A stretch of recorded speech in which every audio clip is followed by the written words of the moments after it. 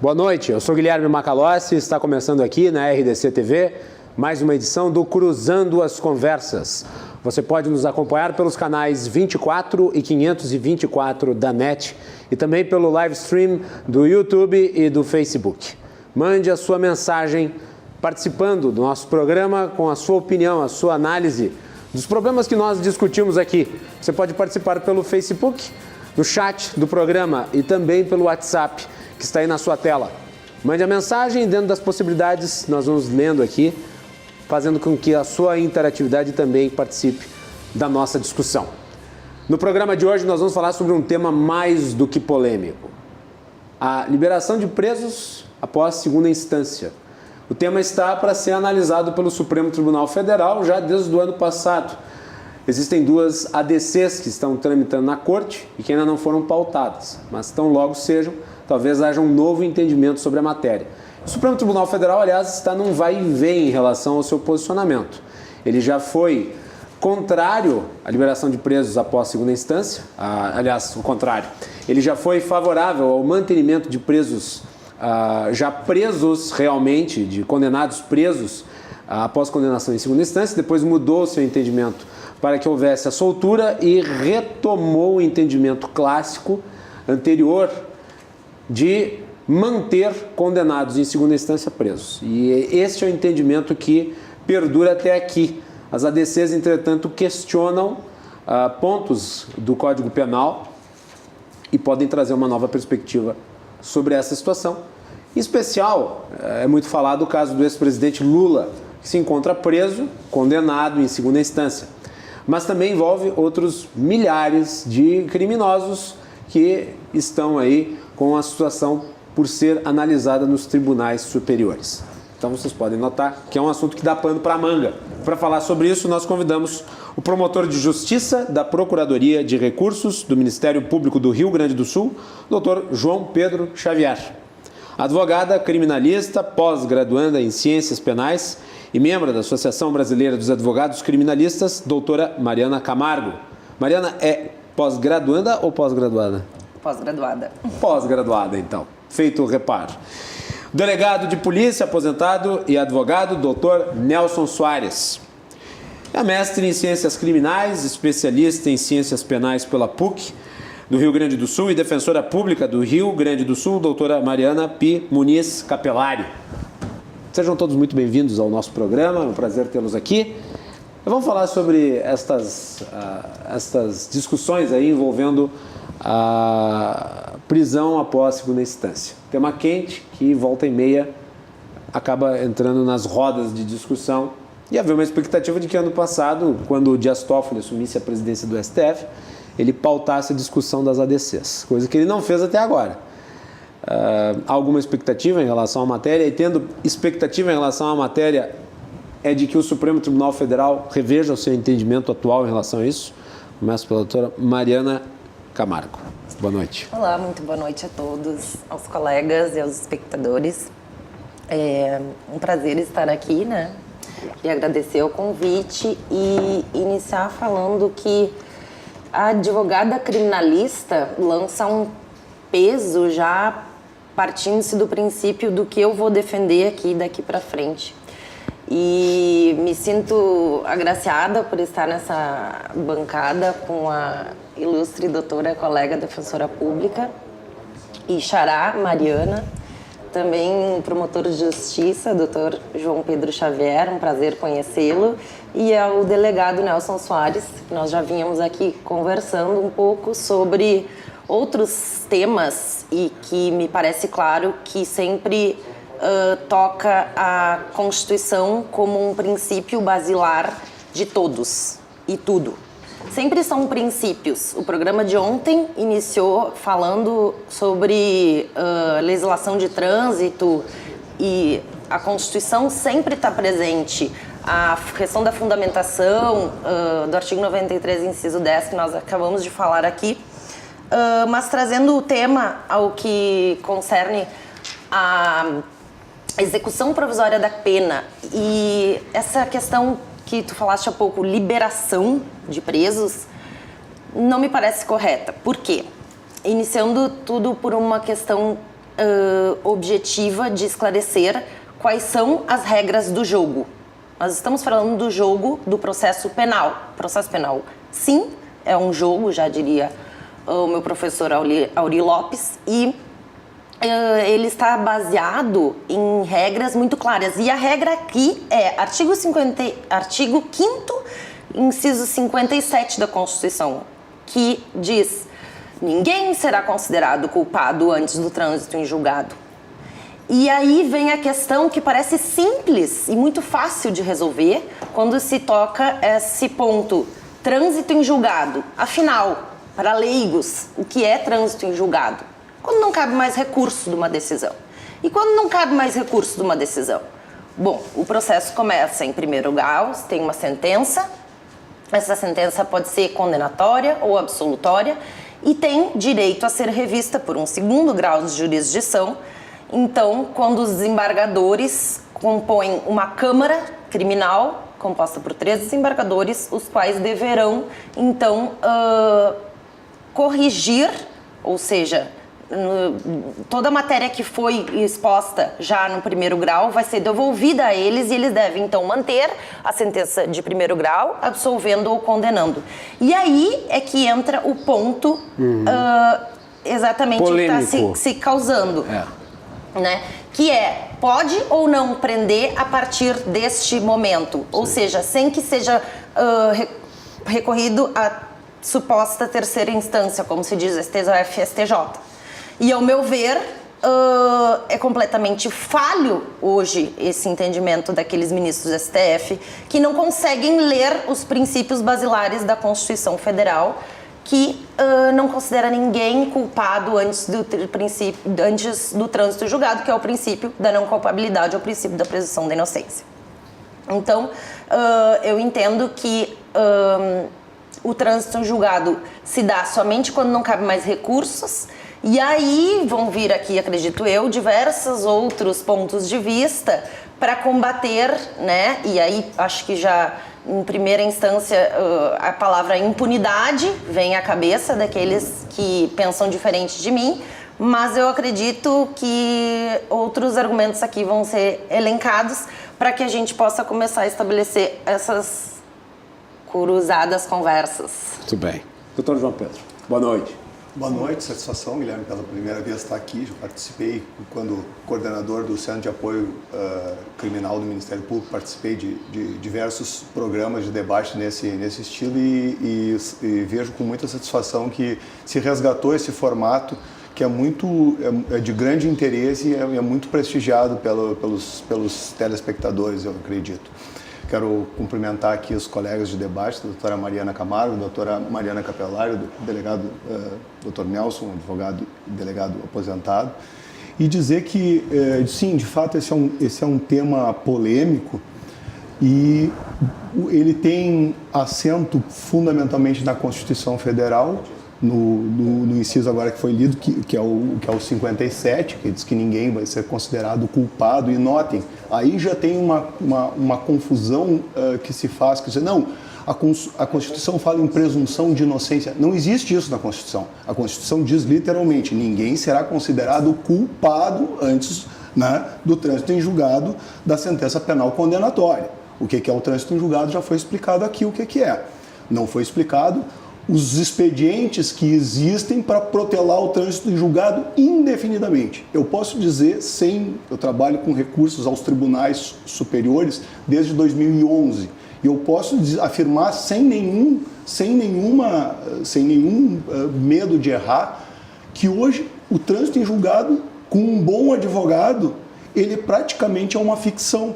Porque são tantos os meios impugnativos e recursais e podemos alguns deles, como o habeas corpus, ser reiterados em várias vezes, que virtualmente o trânsito em julgado vira uma ficção. Mas não é o caso de se alterar a legislação vigente? Vamos lá. Então nós falamos que a base, a doutora Mariana falou que a base é a Constituição, e de fato a Constituição é a base, mas também existem questões, porque essas ADCs elas tratam da constitucionalidade de uma norma do Código de Processo Penal, que não é Constituição, é lei federal. Mas vamos lá, a Constituição diz o que também? Ela diz, no inciso 61 do artigo 15, Quinto, que ninguém será preso senão em flagrante delito ou por ordem escrita e fundamentada de autoridade judiciária competente. Ora, a Constituição, quando fala em prisão e liberdade, numa questão aqui que é a prisão decorrente de uma condenação, né, ela daria a entender que não seria possível prender antes de esgotar todos os recursos, né, tal como aqui defendido pela doutora Mariana. Porém, ela diz, ao mesmo tempo, a mesma Constituição, que tem que ser interpretada, como disse o ministro Barroso, quando da decisão acerca desse tema, ela tem que ser interpretada como um todo harmônico. E ela diz o seguinte, olha, é possível hoje prender alguém preventivamente, é possível, existem prisões provisórias, a prisão de várias naturezas. Logo, se é possível a prisão, e ela depende do quê? De uma ordem fundamentada. Uma ordem, uma sentença que venha a ser confirmada pelo tribunal, ou seja, uma decisão de segunda instância que condena e que diz, olha, eu entendo que o condenado deve se recolher. É uma ordem fundamentada e ela está de acordo com a Constituição. A questão aí que se põe é conhecer toda a sistemática recursal e que nós chegamos num ponto absurdo, porque a Constituição também diz que se deve prestigiar a celeridade do julgamento dos processos, que não acontece, até porque hoje os ministros das Cortes Superiores ficam julgando o habeas corpus o dia todo, e na verdade nem é um recurso, é uma ação constitucional, mas ficam julgando o tempo todo, e os recursos, na verdade, nem mais são interpostos pelo condenado, que pode interpor um recurso fora do prazo, que ainda assim não vai transitar em julgado. Eu vejo frequentemente recurso, você tem 15 dias para interpor um recurso especial ou um extraordinário. Acontece de réus aqui, 3 meses depois de entrar com recurso. Se um réu, isso que eu estou dizendo aqui, se me acontece, se não for verdade, porque eu mostro o processo onde isso aconteceu, e mais de um. Passa o prazo, passam 3 meses, entra com o recurso. 3 meses depois. E ainda assim o recurso tem que ter segmento, porque ele tem que ser, mesmo que seja negado segmento aqui pelo tribunal, ele tem que ser examinado pela Corte Superior. Então, quando se fala que o trânsito em julgado é uma ficção, é por conta disso.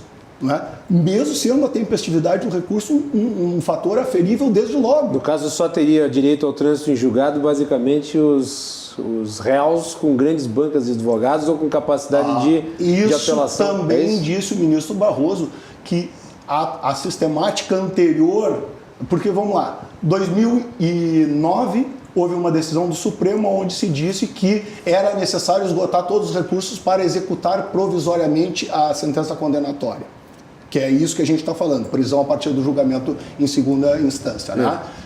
Depois, em 2016, fevereiro, houve um habeas corpus relatado pelo ministro Zavascki, falecido, né, onde o Supremo, pelo mesmo placar anterior, né, ele inverteu o julgamento, passando a entender que era possível, era compatível com a Constituição essa prisão decorrente da sentença confirmada, né, ou da condenação prolatada em segundo grau. E ainda tem uma peculiaridade que quando a ação penal é originária, por exemplo, contra um parlamentar, um deputado, aconteceu um caso de Brasília, que aí o primeiro grau é direto no tribunal. Nesse caso, o entendimento do STJ, ministro Schietti, ele disse num julgado que quem tem o bônus de começar no tribunal, ele também tem o ônus de que aquela decisão já é passível de ser executada, independente de ser confirmada por uma instância recursal. E também é muito importante dizer o seguinte, olha, mas aqui o STJ não é a terceira instância, o STF não é a quarta instância, não tem que esgotar. Nem a Constituição não diz em nenhum momento que existe direito a 4 instâncias de julgamento. O primeiro grau, segundo grau, STF e STJ. Não diz em nenhum lugar. E todos os países civilizados do mundo, todos os ordenamentos, então vamos lá, Canadá, França, Inglaterra, Estados Unidos, Argentina, aqui, o que existe é o duplo grau de jurisdição. Isso não é nem um princípio constitucional, mas é uma leitura que se faz em harmonia com a Constituição. Então, em todos esses países que eu citei, a partir do julgamento em segundo grau, é possível a prisão.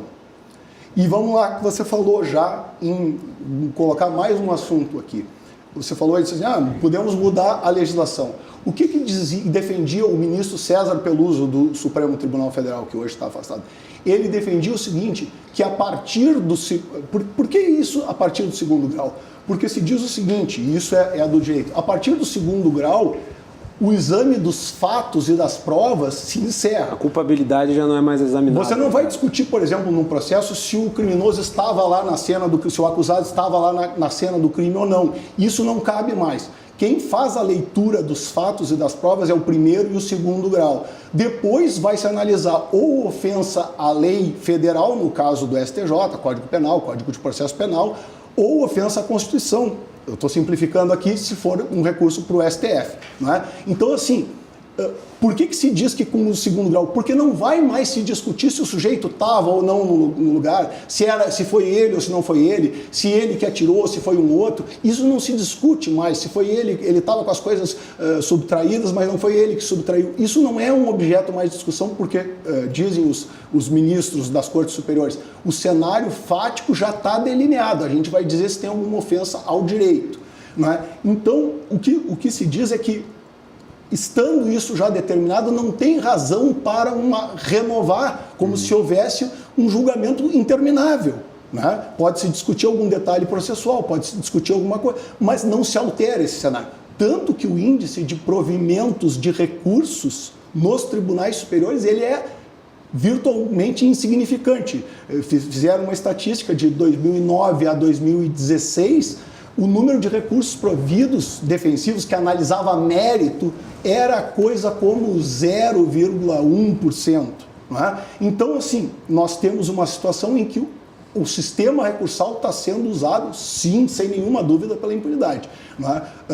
Como fomento à impunidade. E é claro que a população hoje se deu conta disso e exige uma resposta dos agentes estatais, tanto que esse pacote anticrime do ministro Moro já fala sobre isso. E hoje as pessoas já perguntam, elas não querem saber, foi condenado a 40 anos, elas querem saber quanto tempo de regime fechado. Porque hoje já se sabe que prisão é só regime fechado, por exemplo. Então, é muito bom que as pessoas saibam que o julgamento de segundo grau é importantíssimo, porque, além de tudo, ele resgata algo muito importante, que é prestigiar a jurisdição de primeiro e de segundo grau. Antigamente, o sujeito entrava com um processo, qualquer que fosse, ele não estava preocupado com a decisão do juiz lá da comarca onde começou, nem com a do tribunal, porque ele diz, eu vou até o STF, se for o caso. E isso prestigia sistemicamente. Não tem como levar tudo ao STF ou ao STJ. Isso é virtualmente impossível. As nossas cortes não têm condições de absorver esse processo. Então é essa a situação que nós temos hoje. Muito bem. Doutora Mariana.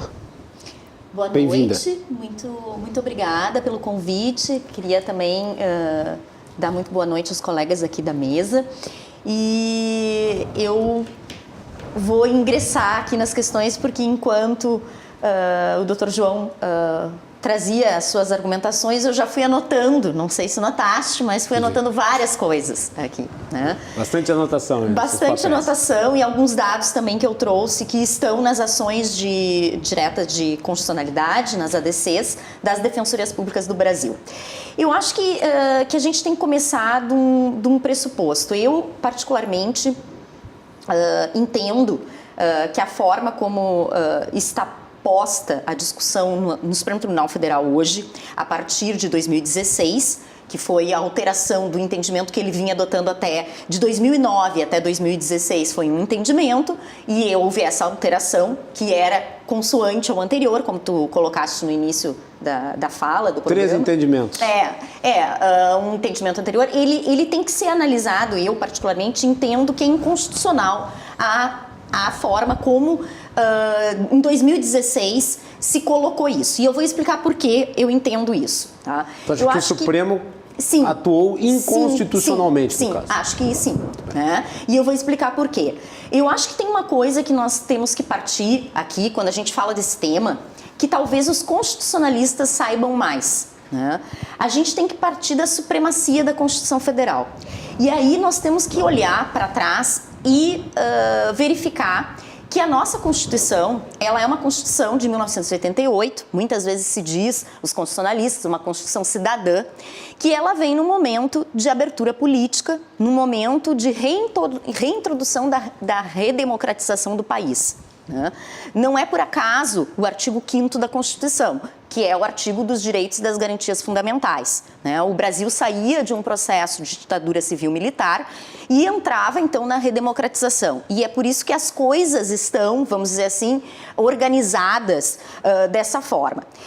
Existe esse princípio que os constitucionalistas trazem, que é da supremacia da Constituição e da sua normatividade. A partir do momento em que o artigo 5º, que já foi dito aqui, inciso 57, traz um texto literal, que é: ninguém será considerado culpado senão após trânsito em julgado de sentença penal condenatória, né? Ele está dizendo, de forma literal, que só caberia a prisão, ou vamos supor a execução provisória da pena, após o esgotamento, que a doutora Mariana trouxe aqui, do que seria o trânsito em julgado. Tá? Então, me parece que nós temos aqui uma literalidade. Né? O doutor João, ele trouxe aqui uma questão que, quando do julgamento em 2016, no habeas corpus, pelo Supremo Tribunal Federal, me chamou a atenção, porque ele trouxe várias legislações e isso foi um argumento que foi trazido ao longo do mundo. Né?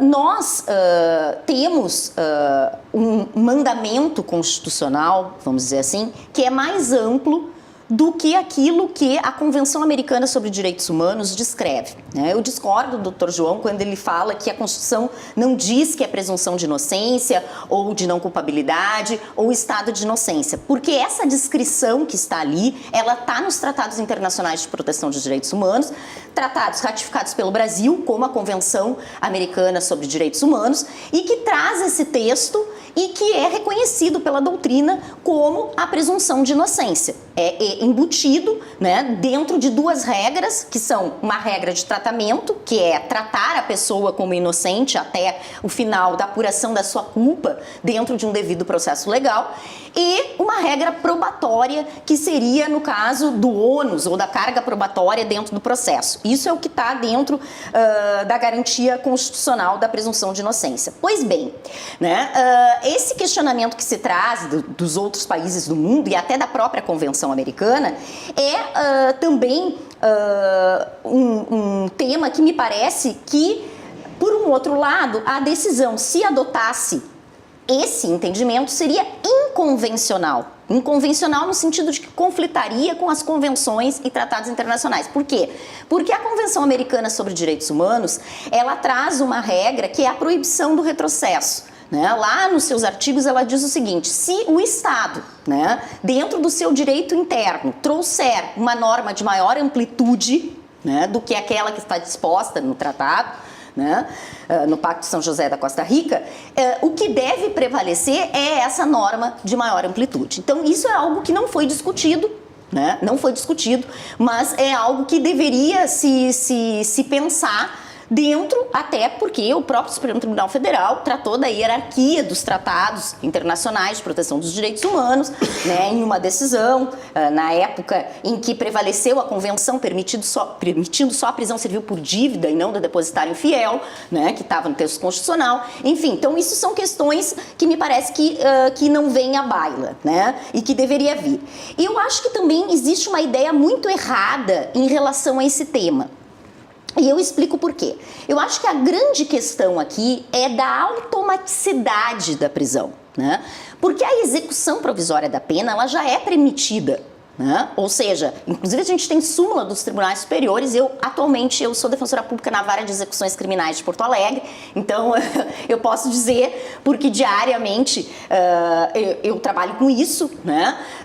Nós já temos PECs provisórios, que nem a gente chama, onde as pessoas estão cumprindo, né? Porque tiveram na sentença condenatória, e essa foi uma alteração em 2012 do artigo 387 do Código de Processo Penal, aonde determina que quando o juiz der a sentença condenatória, ele tem que avaliar a necessidade ou não de o preso, né, que já ou estava respondendo o processo preso como provisório, né, ou se ele vai precisar recorrer preso, vamos dizer assim. né? Porque lá no passado existia essa regra. Eu sou um pouco antiga, né? Peguei o código anterior das reformas ainda, né? Trabalhando na defensoria. Então, o que me parece? Existe, eu acho que a grande discussão é da automaticidade, tanto que o HC coletivo que tem no STF em relação à súmula do TRF4, né? Se não me falha a memória, é porque a súmula permite a prisão. E aí tem a discussão da necessidade de fundamentação, porque eu necessitaria fundamentar dentro daquilo que a gente chama, que a doutora Mariana trouxe, que é a cautelaridade, ou seja, que é a necessidade de eu permanecer preso ao longo do processo, que é a prisão cautelar, e a necessidade de eu permanecer preso para recorrer. Então, me parece que há algo aí que, nesse contexto, soa de uma certa forma estranha. O que eu queria também, dentro da minha fala aqui, só trazer é que as defensorias públicas, nós temos uma questão que é, com base no que o Dr. João trouxe, que é desde 2013, os tribunais superiores vêm restringindo a utilização dos habeas corpus, né? Ou seja, não cabe habeas corpus como recurso, né, substitutivo, né? Isso as defensorias públicas do Brasil enfrentaram de sobremaneira, né? Hoje, nas varas criminais estaduais, né, quase 90% dos processos são da Defensoria Pública, né? Ou seja, então acho que essa é uma outra pergunta que nós temos que fazer. Quem são as pessoas que estão presas? Hoje mais de 700 mil presos, né, no Brasil. Né? Quem são essas pessoas? Né? E as defensorias públicas do Rio de Janeiro e de São Paulo juntaram ao Supremo Tribunal Federal dados exatamente demonstrando que 60% dos recursos especiais ou 25% dos agravos em recursos, né, interpostos junto ao STJ obtiveram resultados positivos do ponto de vista dos direitos acusados. Inclusive, de maio de 2014 a dezembro de 2015, o Rio de Janeiro colocou que dos 1.476 casos levados ao STJ, em 41% dos casos, houve atenuação quantitativa ou qualitativa das penas impostas. E também nos HCs e nos recursos, né, nos ROCs, que a gente chama de recurso ordinário, né, dos habeas, isso chegou a 49%, sendo que em relação ao regime de cumprimento de pena, em 53% dos casos houve atenuação ou reconhecimento da inadequação do regime e 7% dos casos houve a substituição da pena corporal por uma pena restritiva de direitos. Então, isso significa, né, que, embora eu não possa discutir mais a matéria fática probatória, né, existe uma série de outras demandas que chegam aos tribunais superiores e que vão, sim, impactar consideravelmente na situação dessas pessoas às quais a Defensoria Pública, então, faz a defesa. Muito bem. Nelson Soares, bem-vindo, boa noite. Boa noite, Guilherme, doutor João, doutora Mariana, doutora Mariana. As Marianas. As Marianas, E é uma grande oportunidade estar aqui para colaborar nesse debate. É uma honra para mim participar desse debate. E eu trago a minha experiência aqui nessa área, tanto sendo na área da apuração da autoria e materialidade de delito, que é a definição constitucional da atividade da Polícia Judiciária, como da minha atuação por largo período, de décadas também, no direito criminal. Depois eu substituí por outros ramos do direito. Né? E eu queria desde logo, aqui, estabelecer um certo parâmetro. Eu vim a esse programa com a intenção de discutir o direito e não o interesse do réu, o direito a serviço da sociedade, não o interesse do réu em cada processo criminal. Se nós formos subordinar o interesse da sociedade ao interesse do réu, nós temos uma dicotomia invencível e vamos a um beco sem saída. Porque o objetivo de todo direito público é voltado para uma finalidade pública. E a finalidade pública do direito penal do direito material, é assegurar o processo civilizatório. Em resumo, a sociedade saiu das cavernas porque conseguiu estabelecer normas punitivas para as condutas que ela não aceita. E ela não aceita e impõe nisso aí soberania. Isto deve ser observado. Para os excessos, provenientes aí do início do processo aqui ocidental da Revolução Francesa, da Declaração Universal dos Direitos do Homem, ali onde está estabelecido o direito de resistir à opressão, por exemplo, é um direito legítimo, depois consolidado na Declaração da ONU, de idêntica natureza, vem o processo penal oferecer garantias, inclusive para os próprios atores, os próprios operadores do direito, os limites em que cada um deve operar e o limite do direito aplicável ou arguível por parte do acusado. É o chamado processo devido, processo legal. Então, dentro desses parâmetros, nós temos regras que têm que ser aplicadas harmoniosamente. Eu não vejo dificuldade nenhuma, nem motivo, senão motivo político-ideológico, de grande debate em torno de um tema que parece pacífico. Porque se a regra fosse, a hermenêutica permitisse, não exigisse uma harmonia de interpretação, por exemplo, na medida em que só é considerado culpado a rigor, depois de transitado em julgado, esgotado o direito material e a própria sentença formalmente, não é?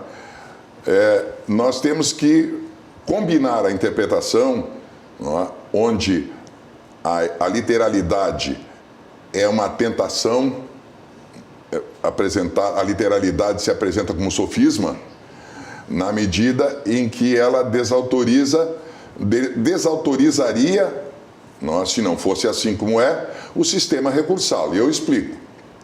Se esse artigo dissesse que estava satisfeito com a decisão de mérito, ou seja, de primeiro e segundo grau, estaria desautorizado, está liquidado o assunto, estaria desautorizada o Tribunal, a Corte Superior, seja o Superior Tribunal de Justiça, seja o Supremo. Então, a interpretação harmônica com a outra disposição que diz que a ordem escrita da autoridade também deve ser considerada na interpretação harmônica, uma hermenêutica de harmonia dos dispositivos constitucionais. A começar, então, assim, pela... Senão, nós o que teríamos? Se não for isso, por exemplo, se a prisão só fosse... A prisão de qualquer um, só depois de culpado e interpretado de forma absoluta, desautorizaria a prisão em flagrante, desautorizaria a prisão preventiva e outras que tais. A prisão militar, qualquer uma, porque está na Constituição. Qualquer prisão, ali não está explicado qual é a natureza dessa prisão. O réu só é culpado, e nem está dizendo que ele não só pode ser preso, ser culpado. Tanto é que existem as outras prisões. Então, vamos fazer uma interpretação harmônica. Nem podemos desautorizar as cortes superiores e muito menos desautorizar e fazer tábula rasa do processo regular, judicial, não é? E eu não vou apelar para as estatísticas, não é? Que são irrelevantes. Não é? O que nós temos, o que o direito penal, em nome do Estado, quer dar a resposta é a tranquilidade social. E tu acha que no momento não há tranquilidade social, dado o modo como a lei vem sendo aplicada ou vem sendo interpretada? É evidente. Dessa maneira, os resultados estão aí. 64 mil assassinatos, sendo eles mais da metade ou a maioria, uma quantia expressiva, em que a vítima é jovem e o autor também é jovem, não é? E o pano de fundo é a droga, não é? O consumo de droga, o tráfico de drogas. 64 mil. Sabe quantos homicídios acontecem por ano na França? 825. alguma coisa nós podemos aproveitar com a experiência dos outros. Se o direito evolui, evolui o quê? Na anulação do direito, é o direito e o não direito? Não. O direito penal tem que ser íntegro. Ele não é uma concessão, ele não é uma porta de negociação, ele é o instrumento de um sistema repressivo regularmente escolhido pelas sociedades modernas, e até muito antes, mas na forma como está pelas sociedades modernas, não é? Democraticamente imposto àqueles que resolvem desafiar a paz e a harmonia social. Essa é a questão. Em nome disso aí, ao contrário senso, o cultivo da impunidade, deixada a critério do próprio candidato a infrator, é alimentado, a imunidade é o adubo, não é, nessa horta fertilíssima que produz 60 mil assassinatos, 8%, quem sabe, de taxa de elucidação, o resto está impune. 8%, são 48 mil e outros 50 mil que não tem apuração de coisa nenhuma, não é? E que o sangue derramado, obviamente, de vítimas inocentes, em nome de interpretações, não é, sofismáticas, não é, apressadas, ou que perdem de vista a direção, o norte do direito. O direito penal é para garantir, e a efetividade, me perdoa, doutora Mariana, a efetividade do direito, ela seria, ela é garantida pela automaticidade. É preciso que o candidato à infração penal saiba, como nos países civilizados, europeus, nos Estados Unidos, no Canadá, não é? Saiba que se ele fizer aquilo, uma vez apurado na forma da lei, a pena é aquela e será cumprida, ela não será substituída, ela não será isso e mais aquilo. Então, este respeito pelos limites legais, é que dá a segurança como resultado. Como não há esses limites, nós estamos na terra do oba-oba, que um dia, hoje, prenderam o ex-presidente Temer, porque ele volta para trás e vai para frente, e vai para frente e vai para trás, a insegurança. Então, a norma criada pela civilização para dar segurança para a sociedade é a norma que cria a instabilidade, a insegurança e a incerteza da efetividade e da eficácia do direito. Eu gostaria lá, de apartear. Pois não. Já fui plenarista há bastante tempo. A partir porque a questão da automaticidade eu coloquei no sentido da prisão automática. Não se permite prisão automática no ordenamento jurídico brasileiro. A prisão, ela tem que vir, aliás, todas as decisões judiciais, consoante a Constituição Federal, têm que ser fundamentadas. Existem prisões, N prisões, como foram ditos aqui, existem essas prisões, que são as prisões cautelares, as prisões provisórias, né? Assim como a gente tem uma prisão definitiva posteriormente, quando a pessoa tem uma pena para cumprir.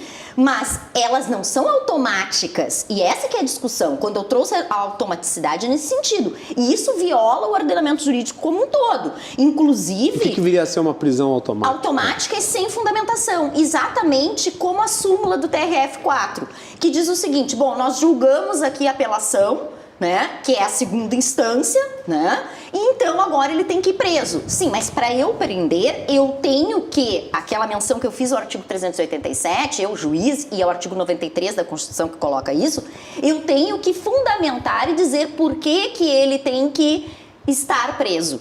Essa é a discussão. Quando eu falo na automaticidade, é nesse sentido, né, que é o objeto, inclusive, dos advogados que entraram com esse habeas corpus coletivo, é exatamente nesse ponto da necessidade da fundamentação, né? E eu ainda quero colocar mais uma coisa: eu acho que as estatísticas, elas são sim importantes, elas são fundamentais para qualquer tipo de política pública que tu vai fazer num país, porque se tu não tem dados e não tem informação de estatística, tu não tem como direcionar ações efetivas por parte do Estado. Acho esse dado e eu digo mais, eu só queria dizer mais uma coisa antes disso. Se a gente olhar para a massa carcerária no Brasil, a gente vai ver que essa massa carcerária, ela é ínfime de pessoas que cometeram homicídios.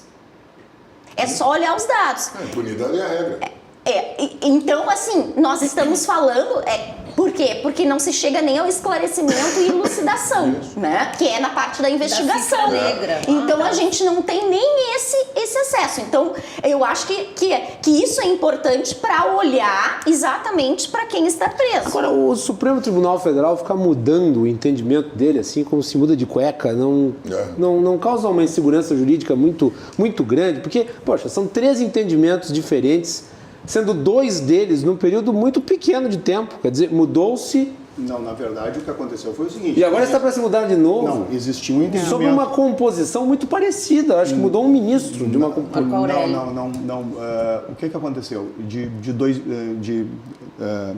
2009 foi aquela decisão que entendia que não era possível a prisão, num habeas corpus, e 2016 mudou, passando a permitir. O que aconteceu depois dessa primeira decisão... Mas aí nós estamos em 2019 e já se quer rever de novo. Não, mas esse é que é o ponto. Por que a ministra, por exemplo, Carmen Lúcia, enquanto foi presidente, ela não pautava essa questão?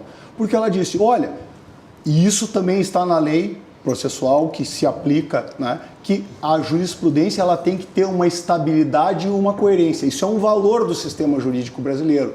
É exatamente isso que você falou numa linguagem, vamos dizer, mais popular. Como Quer os dizer, jornalistas coerência, devem dizer, né? Coerência e estabilidade que o juiz está obrigado é que ele não pode decidir hoje de um jeito e amanhã do outro. E essa discussão ela esteve o tempo todo contaminada pela imbricação que tinha na possível prisão ou não, que depois se confirmou do ex-presidente. Daí aí contamina-se a decisão pelo casuísmo. Exatamente. Então a questão ou pelo era... menos se cria a sensação de que então, a decisão é casuísmo. Mas assim, a jurisprudência... E que tudo se deu a partir a jurisprudência, ela, de 2009 até 2016, ela tinha um perfil, de 2016 para adiante ela passou. E mesmo ministros que votaram contra a possibilidade de prisão em segundo grau, e eu cito aqui a ministra Rosa Weber, que votou contra, depois ela disse, não, já que a corte decidiu, eu me curvo a esse entendimento e é esse que está valendo. Isso é mais criticada, isso, na minha opinião, é a postura que se exige de um magistrado que tenha noção da sua responsabilidade. Quem mudou de opinião? Se submeteu ao quem mudou de opinião de lá para cá? O ministro Gilmar Mendes... Escreveu um livro sobre. Que ele foi favorável por 2 ocasiões, em fevereiro de 2016 e depois no julgamento da cautelar dessas ADCs. Na verdade, são 3 ADCs, é a 43 e a 44 do PMN e tem aquela 54 que o ano passado o ministro Marco Aurélio, na véspera do recesso, deu um canetaço que foi cassado pelo ministro Toffoli. Mas ele se justificou muito, né? Porque o ministro Toffoli se justificou melhor, dizendo que se o colegiado tinha, em 2016, não tinha fato nenhum para mudar. Se a maioria em 2016 mudou, não foi porque morreu o ministro Teori e que foi substituído pelo ministro Alexandre de Moraes, não foi porque ingressou o ministro A ou B, que a Corte Suprema vai mudar trocando de entendimento como quem troca de roupa de baixo, como disse aqui o nosso apresentador. E isso é um valor que qualquer leigo que escuta isso, mas por que vão mudar? Ah, não, o ministro Gilmar Mendes mudou porque ele tinha entendido que a prisão não seria automática, porque agora o ministro Toffoli, que votou favorável, o Toffoli e o ministro Gilmar Mendes votaram favorável à prisão a partir do julgamento em segundo grau, o ministro Toffoli já veio com um caminho do meio. Não, vamos até quando estiver pendente julgamento no STJ. Então, isso sistemicamente é inviável, não tem lógica nenhuma, né? E o que foi dito aqui, as estatísticas sim são importantes, é menos de 0,1% dos recursos providos nos tribunais, e a doutora Mariana diz aqui, não, mas em alguns casos eles diminuem a pena, porque a presunção de inocência... Mas peraí, se diminuir a pena, o sujeito continua sendo culpado. Ele era culpado no processo, quando estava preso, continua. Alterou o regime, continua sendo culpado. Então, todas essas... caso do Lula. Foi condenado no STJ. Não, mas o recurso do Lula não foi julgado ainda. O que eu quero dizer é o seguinte, essas estatísticas que dizem que muitos recursos defensivos, 25%, 30%, 40% têm sucesso, que diminui ali um mês da pena. Mas eu quero... O pressuposto constitucional que a doutora Mariana partiu é o seguinte, isso fere a presunção de inocência. O sujeito não era culpado. Não, tanto ele era continuado e continuou sendo depois do julgamento em segundo grau. Então é muito importante, e isso é fundamental, que o Supremo tenha a responsabilidade de julgar isso mantendo uma coerência. Não é possível, sistema nenhum aguenta isso. Muito bem, nós vamos fazer intervalo, depois nós voltamos aqui para ouvir as considerações das duas Marianas, do Dr. Nelson também. O Cruzando as Conversas volta em seguida, estamos falando sobre prisão após condenação em segunda instância. Já voltamos.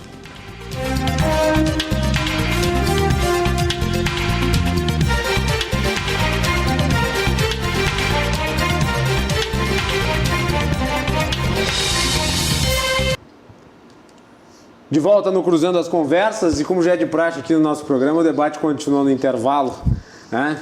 Como já é tradicional, os nossos convidados aqui continuaram falando, e esse tema é bastante interessante, muito importante em termos institucionais. Nós voltamos, você pode nos acompanhar pelos canais 24 e 524 da NET, também pelas redes sociais, no Twitter, no Instagram, no Facebook, no YouTube, qualquer uma delas. Não deixe de participar enviando seu comentário pelo WhatsApp ou pelo Facebook. Nós estamos de volta aqui com o Dr. João Pedro Xavier, a doutora Mariana Camargo, o Dr. Nelson Soares e a doutora Mariana Pi Muniz Capelari. Tudo bem, vamos voltar com a doutora Mariana Camargo. Gostaria de ouvir suas considerações aí para esse segundo bloco. O último, aliás, nós vamos fazer um bloco junto, este último.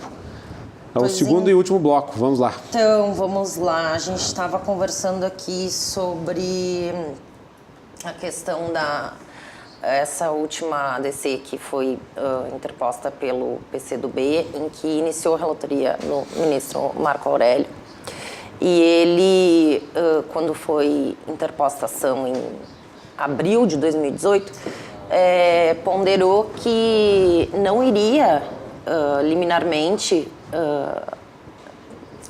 proferir nenhuma decisão acerca do caso, porque entendia que todas aquelas considerações disso que a gente está falando deve sim ser submetido aos ministros do Supremo Tribunal Federal como um colegiado e não somente deveria então ser proferido por ele naquele momento. Então esperou até o final daquele ano de 2018 para novamente proferir uma decisão acerca do caso, e foi então que ele, somente ele, mudou esse entendimento que a gente vem falando aqui, que vai para lá e vai para cá, e que nunca é julgado. E então houve essa modificação, mais uma vez, no entendimento que sim, é possível, não é mais possível a execução provisória da pena. Eu entendo que não vão ser colocados na rua toda a população carcerária em função da mudança desse entendimento. Não é isso que vai acontecer. Não se está lutando pela impunidade e muito menos para que os bandidos fiquem à solta. O que se quer é que seja garantido a todos as mesmas regras, e não está sendo aplicada. Isso independe de prisão do presidente Lula ou de uma pessoa que tenha ou não está sendo culpada por um homicídio ou um delito de estupro. Mas a sensação é que o debate sobre esse tema está se dando em virtude de o Lula estar preso. Essa é a sensação em função de uma única pessoa. E o que eu faço com as outras 700 mil pessoas encarceradas no sistema brasileiro? No processo civil, é possível, sim, executar uma sentença condenatória. Pega um título executivo judicial, vai lá, o juiz está aqui, seu dinheiro, o réu vai pagar.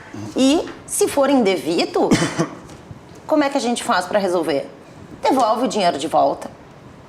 Agora, esses 25%, falando novamente em estatística, dessas pessoas que tiveram ceivado o seu direito de recorrer ao STF e ao STJ, né, que ficaram anos, não sei quantos, ou até a família junto pagando aquela pena, como é que a gente faz para devolver a liberdade? Não me parece coeso, né? São coisas diferentes. Então tu entendes que, se for revertido o posicionamento do Supremo em relação a essa matéria, a lei do ficha limpa tem que cair por tabela junto? Porque ela estabelece critérios punitivos antes de um trânsito julgado da sentença. A lei da ficha limpa não está sendo debatida e eu vou voltar... Mas ela não entra na seara de você antecipar uma punição a uma eventual sentença que ainda não foi transitada em julgado, porque é o que acontece. Mas, de novo, tu tá Ela indo pro casuísmo do Lula. Não, eu não estou indo pro casuísmo, A gente eu estou tá de pegando novo uma legislação... voltando Não, doutor, eu estou pegando uma legislação inteira que foi criada sob esta filosofia, de você trazer uma punição a partir de uma condenação colegiada de segunda instância, que é o que acontece com a lei do ficha limpa. Tá bem, é o que acontece com a lei do ficha limpa. Mas e a lei da pessoa que está condenada, que foi, vamos supor, absolvida na primeira instância e condenada em segunda instância e respondeu a todo o processo em liberdade? O que eu faço com esse réu? Sim, mas eu quero deixar claro aqui que eu não estou fazendo nenhum juízo. Eu não estou colocando dúvidas aqui para a gente poder avaliar essa interpretação que me parece muito dogmática da Constituição. É algo muito basilar. Doutor, me permite? Claro. É preciso que se estabeleça uma certa cautela nesse tema aí, relativamente a como é que se chega lá. Se por acaso o Supremo partisse a decisão do Supremo envolvesse culpa, aí nós estaríamos realmente na sequência do processo de primeiro e segundo grau. Mas em todas as decisões no nosso sistema, em nenhum momento os recursos extraordinário e especial envolverão, senão, falhas processuais. Em nenhum momento as cortes superiores vão decidir sobre culpa, porque a culpa já é tranquila. A culpa foi estabelecida com a autoridade da primeira e da segunda instância. As decisões dos recursos especiais extraordinários são a respeito de falhas formais. Lá não se trata mais de culpa, que é o resultado da apuração, da combinação de fatos e provas. É isso? De fatos e provas, que se esgota. E é isso que estabelece a culpa. Não é falha processual que estabelece a culpa. Quando se anula o processo, ele continua culpado, mas porque a autoridade pública errou no procedimento, ele acabou beneficiado, anula o processo e começa tudo de novo, se não estiver prescrito. Então não há como misturar falhas processuais, objeto dos recursos especiais extraordinários, que, por sinal, prudentemente, por este motivo que eu estou sustentando agora, é que a Constituição, sabiamente, não previu o efeito suspensivo. Porque se tivesse o sistema preocupado com efeitos da culpa indevidamente, ela teria estabelecido o efeito suspensivo. Não. Então, já que ele não é culpado, ou ele é culpado, mas não pode sofrer nenhum efeito, senão, então entra não pode entrar também aquela regra que diz que pode ser preso mediante ordem escrita da autoridade judiciária competente. Então, se é assim, nós concedemos efeito suspensivo e todas as decisões de todos os processos criminais deveriam, ou antes ou depois ou em qualquer momento, ser 100% só valer pelo Supremo. Não é esse o sistema. Não é esse o sistema. É uma contradição invencível. O Supremo não trata de culpa. O STJ, em matéria criminal, não vai tratar da culpa, nem fato, nem prova. Então, assim, pode perfeitamente com a autoridade que emana, porque tem as disposições que dizem qual é a medida de competência dos tribunais regionais e dos tribunais federais, enfim. Eu entendo que o Supremo pode tratar de matéria probatória, sim, inclusive de ofício, e deve ser feito. É que nós não podemos inverter o sistema e estabelecer a matriz do sistema é o interesse da defesa de um réu. Mas o ponto de vista do senhor é que está subvertendo o sistema. Quando eu não leio aquele artigo 5º, inciso 57... Que revoga o Poder Judiciário. Não. O que a gente está tratando aqui... A sua interpretação reforma. Não, o Poder Judiciário fecha os tribunais. Eu até queria voltar, porque a gente volta para o início do programa. Né? Porque a questão aqui tá... A culpa, tá a questão da leitura, volto de novo a dizer, da leitura do artigo 5º, inciso 57 da Constituição. O que a Constituição diz? Ninguém será considerado culpado senão após trânsito em julgado de sentença penal condenatória. Né? Ou seja, então, eu só vou dizer que ele até lá, eu tenho o estado de ser considerado inocente e sou inocente. Até o quê? O trânsito em julgado, quando se esgotou a possibilidade de acesso ao sistema recursal da sentença penal condenatória. Essa é a leitura. Agora, a gente não está entrando na questão do sistema recursal. A análise do que é levado aos tribunais superiores é onde existe uma série de súmulas e requisitos em relação aos recursos, especial ou extraordinário, é outra coisa. Não, mas daí é sofisma. Eu volto a dizer, É sofisma. o texto constitucional fala isso. Né? Essa é a literalidade do texto constitucional, é como ela está escrita. Por isso que a questão que eu voltei lá no início e falei é essa, né? Não adianta tu pensar assim, não, a culpa eu tenho só a partir do momento em que eu posso analisar a questão probatória. Aí nas instâncias superiores eu não posso analisar. Bom, mas eu tenho N casos também aqui que não foram trazidos, que é as questões das nulidades, né? Onde se anula o processo, né? Sem envolver Desde o culpa. início. Sem envolver início, culpa. Né? Sem envolver culpa. Mas não tem, Mas é que não tem não problema tem nada que a ver não envolva a culpa com culpa. com formalidade processual. Defina essa sua culpa que o senhor está falando. É o resultante traz isso. resultante da apuração, do cotejo do fato e de suas provas formulado na denúncia.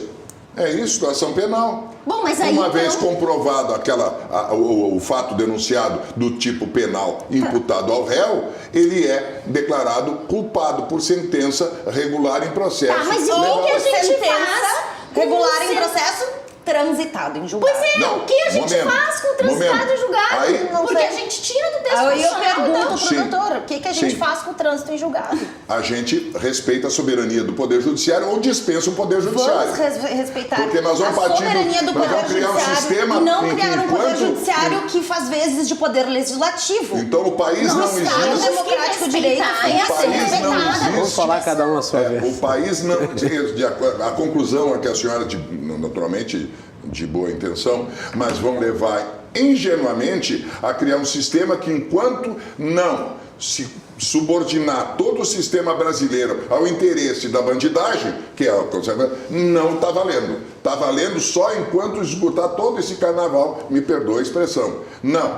A lei tem que ser, primeiro se cumpre a lei. Depois se discute a formalidade. É esse em resumo. Aí o senhor subverteu as regras do jogo. Não. Aí acabou o jogo. Discute. Só repita discute essa quando frase. tem irregularidade. Primeiro, como é que é? Primeiro você aplica a lei. E depois é que a gente vai cumprir Dis- a forma. É não, isso? não é. A senhora distorceu.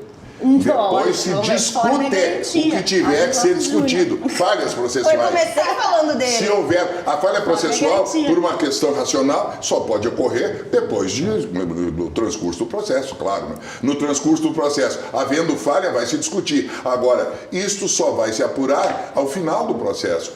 No final da sentença, por exemplo, ninguém vai se queixar de falha processual se for absolvido.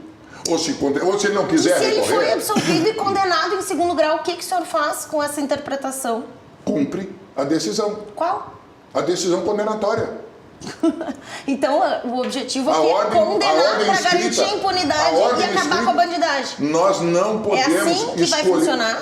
Vai funcionar a Constituição Federal. Ordem escrita, houve ordem escrita, recolhe para prisão.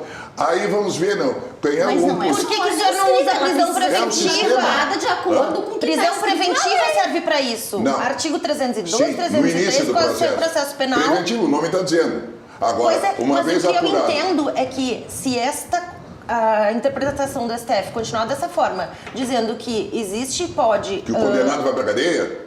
Mas não é Não, novidade o nenhuma. condenado vai pra cadeia. Eu não tô dizendo que eu não quero que o condenado vá pra cadeia. Mas o Ele resultado vai, será esse. deve e pode Não vai ir pra ser. cadeia. Só que lá no final, quando não tiver mais recurso algum.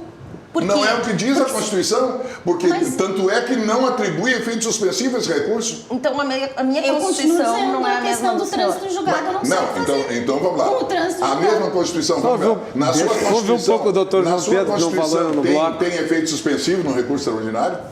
Deixa Na minha não eu tem. tentar, Guilherme, deixa eu tentar traduzir isso para o nosso telespectador, para nós ficar um debate de juristas. É. A Constituição diz o seguinte: ninguém será considerado culpado antes do trânsito em julgado. Não é? considerar culpado é uma coisa. Recolher, ninguém diz assim, que o recolher a prisão não é considerar culpado. Porque culpa para o leigo, culpa é a responsabilidade por alguma coisa, pelo delito. Mas considerar culpado juridicamente significa inscrever o nome no rol dos culpados, que enseja reincidência depois, por exemplo. Isso é considerar culpado. A Constituição não diz que a prisão só pode acontecer depois do trânsito julgado. Em nenhum lugar a Constituição diz isso. Ela diz que ninguém será considerado culpado. Isso está escrito na Constituição e foi lido assim. Aonde está escrito que para recolher a prisão tem que ter trânsito em julgado? Em nenhum lugar da Constituição. Para recolher a prisão tem duas hipóteses na Constituição. Em flagrante delito e por ordem escrita e fundamentada da autoridade. Agora eu pergunto o seguinte, começa um processo lá na comarca sempre cito esse exemplo, Cacimbinhas. O sujeito é acusado, faz todas as provas, sem uma sentença condenatória, 8 anos de prisão. Aí o sujeito apela para o tribunal porque é garantido o duplo grau de jurisdição. Ele não pode ser a sentença de um só, tem que examinar por um tribunal. Aí o tribunal diz, muito bem, está muito bem condenado, mantém 8 anos. Considerando o esgotamento da instância, recolha-se para cumprimento da pena, considerando mais que os eventuais recursos aos tribunais superiores não têm efeito suspensivo, ou seja, não vão impedir esse... Recolha-se. Isso é uma ordem fundamentada de um juiz mandando recolher. E, no entanto, não transitou em julgado. Trânsito em julgado não tem nada a ver com recolher a prisão. Isso aí, como diz quem vira isso, que a Constituição diz que só com trânsito em julgado pode perder. Em lugar nenhum da Constituição é dito isso. É dito que só pode ser considerado culpado depois do trânsito em julgado, que é rol de culpados, reincidência, uma série de coisas. E que, para recolher a prisão, precisa de ordem escrita e fundamentada ou de uma prisão em flagrante. Agora, o que aconteceu, e aí é a preocupação, que o nosso telespectador vai ficar perguntando, que a lei vai ficar perguntando assim, mas escuta, por que mudaram isso aí? Se 2009 era assim, por um imperativo da realidade. O que se viu? Nós estamos num país com mais de 60 mil homicídios, com roubos a cada minuto, não é? E que o sistema não dá conta sequer de registrar isso. As nossas estatísticas se dizem que tem 60 mil, nós não sabemos, na verdade, porque tem... Pode ser muito mais. Com certeza é muito mais, porque existe a cifra dos casos não notificados. Tem cemitério clandestino, tem desova clandestina de cadáveres, isso aí é sabido, volta e meia. Se vai fazer uma obra, se acham ossadas ali. Então, o ministro Barroso disse muito bem, o sistema tal como ele estava sendo até 2016, quando mudou, ele conduziu, dentre outras coisas, a isso. E mais, ele fala, numa seletividade, ou seja, os réus com melhores advogados, protelam indefinidamente, alcançam prescrição, alcançam uma série de benefícios, né? Existe uma seletividade no sistema, existe um descrédito na justiça, que é as pessoas não acreditam, porque, veja, o caso Pimenta Neves, daquele jornalista famoso que matou a sua namorada e que ficou recorrendo.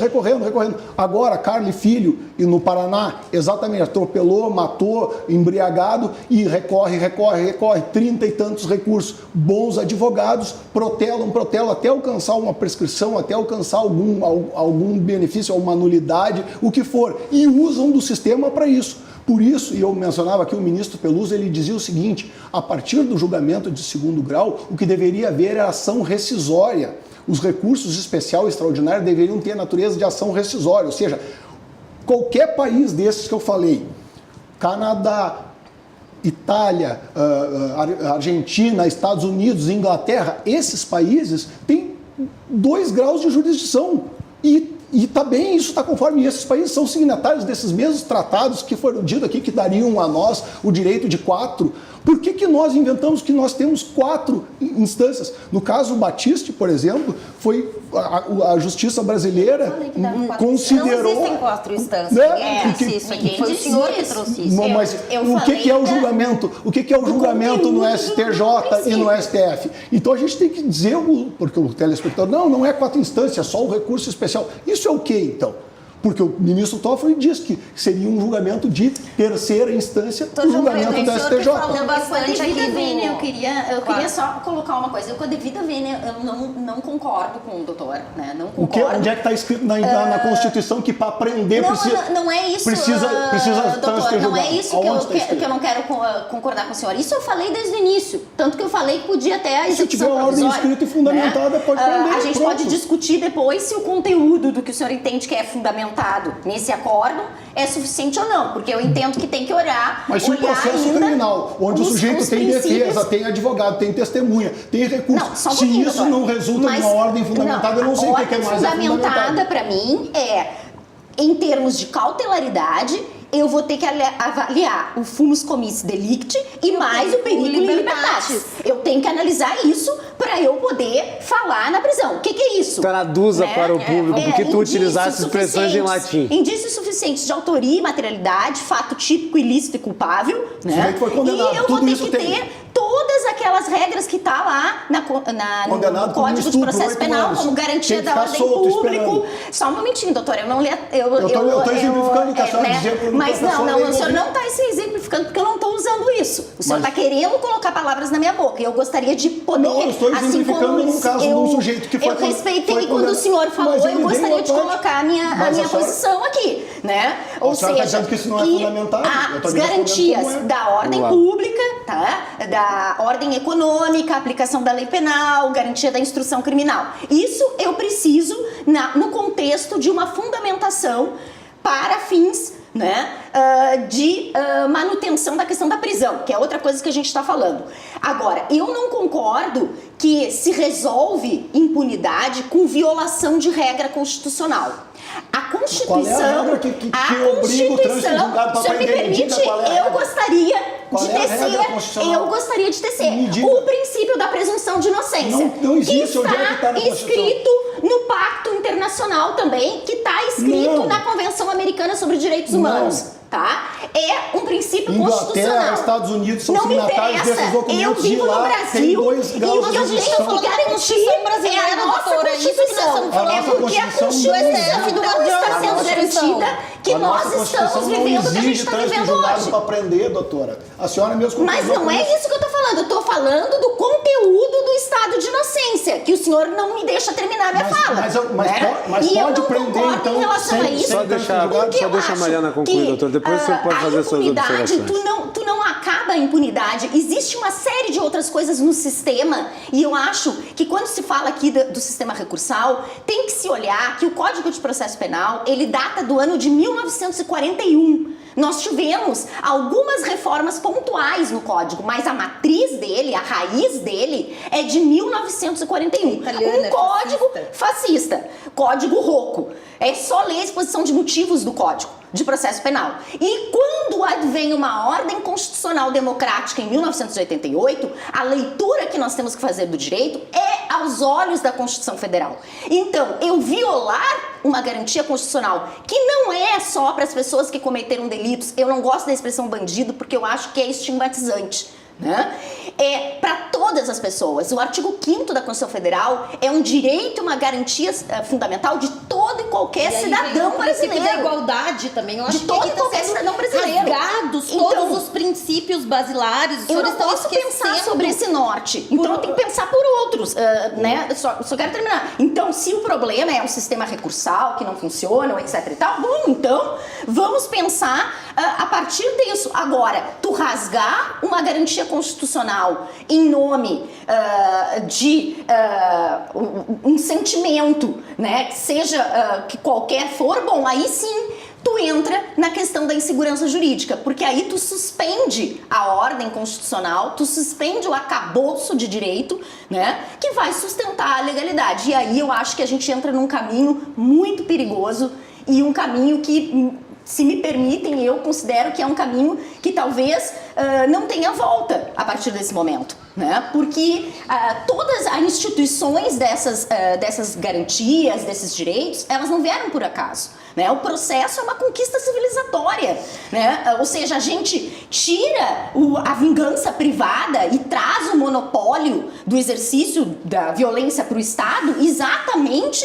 para permitir permitir a resolução dos conflitos de uma forma mais civilizatória. Então, para isso, nós precisamos respeitar e mais do que nunca Para complementar, doutora Mariana, eu acredito em números de guerra civil, superior à guerra civil, nós já estamos vivendo na barbárie. Não se retrocede em direitos fundamentais. Não vai se resolver violando uma regra constitucional. Isso se resolve com política de segurança pública. Com ação dos agentes de segurança pública destinada. É isso que se resolve. E não com essa. Isso é uma falácia. Dizer que tu vai resolver esse problema dos homicídios com a violação de uma regra constitucional. Isso é completamente absurdo. É aquilo que eu digo. Se soltarem essas pessoas, ninguém vai soltar essas pessoas. E muito menos com a interpretação ideológica da Constituição. Nem violando a regra e nem aplicando ideologia. Eu estou trazendo princípios. Por exemplo, aqui a doutora acabou de falar que a palavra bandido não pode. Ora, ninguém disse que a palavra bandido não pode. Ela disse que a palavra bandido estigmatiza. Mas pode usar, porque o artigo 13, por sinal emblemático, o artigo 13 da Constituição diz... O artigo 13 da Constituição, já que se fala tanto na Constituição, estabelece que a língua oficial no Brasil é a língua portuguesa. E essas palavras são de língua portuguesa, então são de livre uso. Então eu não me sinto obrigado a me limitar pelo politicamente correto, só uma breve observação. Agora, com relação à conclusão, porque nós não podemos debater tudo isso para não levar a conclusão nenhuma. Quer dizer, o sistema não existe para agradar nem satisfazer interesses peculiares do réu. É garantia da cidadania. Todo réu que for processado terá à sua disposição este cabedal de garantias. Observadas estas garantias na forma do direito, pelo juiz e pronunciada a sentença de acordo com o direito material, não há absolutamente reparo nenhum a fazer quanto às consequências. O objetivo do direito penal é meter o réu na cadeia, porque, a menos que ele for inocente. O fato não existiu, ele não concorreu. Agora, se ele for culpado, a pena está prevista, o tipo e a pena, nulum crime, nula pena se elege. É o princípio da reserva, já está ali na prática. Não é? Então, se está em vigor o Código Penal, é inevitável, inexorável que vai haver a aplicação da pena. Agora, em maior ou menor quantidade, é outra coisa. Agora, já que se falou, eu gostaria... Nós estamos no fim do programa, mas tu pode falar rapidamente, em 20 segundos, depois das despedidas.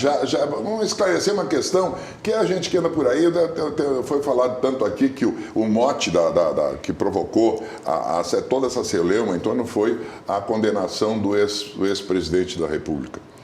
E o que é preciso que se diga é que ele nunca negou que recebeu vantagem. Ele, nesse aspecto, é réu confesso. É réu confesso, porque o crime de corrupção passiva, artigo 317 do Código Penal, é receber vantagem. Ele nunca negou. Ele só disse que não tem escritura. Eu nunca tive a escritura. Agora, receber vantagem em razão do cargo é o próprio crime. E ele nunca negou. E isso passa despercebido porque a discussão toda é ideológica, é político-partidária. E é por aí que vai. Então, eu pedindo perdão pelo excesso de entusiasmo, eventualmente alguma impropriedade, eu agradeço o convite, né, e me coloco à disposição. Esses debates mais acalorados são naturais, mas foi feito com educação e com argumentos de todos os lados. Então eu gostaria de agradecer a presença dos 4 debatedores. O tema é instigante, nós vamos voltar a debater quando nós tivermos propriamente a ADC sendo pautada no Supremo Tribunal Federal. Eu agradeço, Mariana, pela presença. Rapidinho, 10 segundos.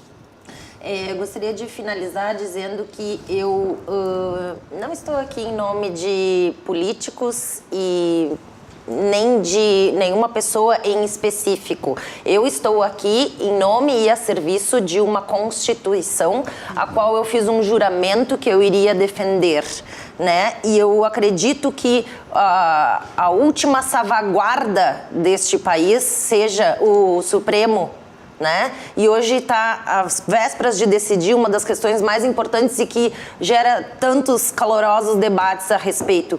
E que eu estou sim em nome daquelas pessoas presas hoje que não têm a quem recorrer e que estão sendo prejudicadas em nome de um todo maior. e que eu não acredito que deva prevalecer essa interpretação atual do STF em função de que existe um princípio e o princípio tem que ser seguido. As regras do jogo não podem ser modificadas na metade do jogo. Muito obrigada. Obrigado, doutor João Pedro. Rapidinho, nós temos que ir para o encerramento. Recolher a prisão não é considerar culpado, tanto que existe prisão ao longo do processo, não é? Então é óbvio que a Constituição exige que só se possa considerar culpado alguém após o trânsito em julgado. Isso é o que diz a Constituição simplesmente, e diz também que para recolher a prisão basta a ordem escrita e fundamentada de um magistrado, de uma autoridade judiciária. Obviamente que um processo que começou lá numa comarca do interior se recolheu provas e se chegou a uma sentença condenatória, a partir do momento que o juiz diz ali para recolher, nós temos uma ordem fundamentada e, portanto, é óbvio que pode prender a partir do julgamento em segundo grau, porque ali se encerra a discussão sobre fatos e provas. Essa é a consideração. Obrigado pelo convite. Estaremos sempre às ordens. Mariana Capelari, obrigado. Eu queria agradecer também, pedir escusas, né? Mas eu fui plenarista durante muito tempo, então isso está na veia, um bom debate. Né? Do debate. Queria também agradecer a oportunidade de estar aqui com todos e todas, né? E discutir.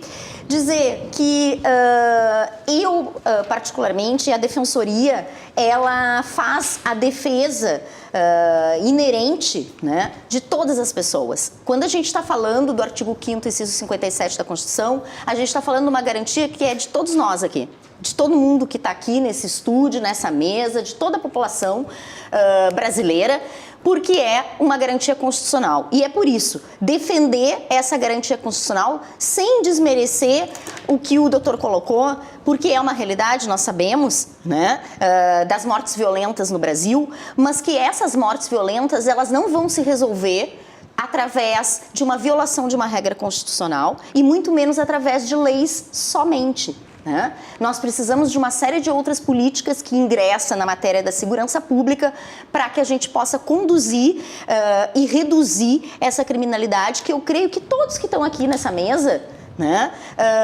desejam isso. Todo mundo deseja isso, ao fim e ao cabo. E como o Auri coloca, né, eu tenho que punir, eu até posso punir, porque o direito penal é feito para esse sentido, né, depois que eu passar pelo processo, mas punir com garantias, porque sem garantias, aí é arbítrio. Muito bem. Obrigada. O Dr. Nelson já fez a sua despedida. Eu agradeço aos quatro novamente pelo debate estimulante, importante. Eu só lamento, e eu acho que esse debate é muito importante em termos institucionais e legalistas que seja feito, eu só lamento que ele esteja sendo feito e que de alguma maneira pareça estar contaminado pelo casuísmo, porque ele nasceu a partir da discussão do caso Lula. E é em torno desse caso que parece gravitar.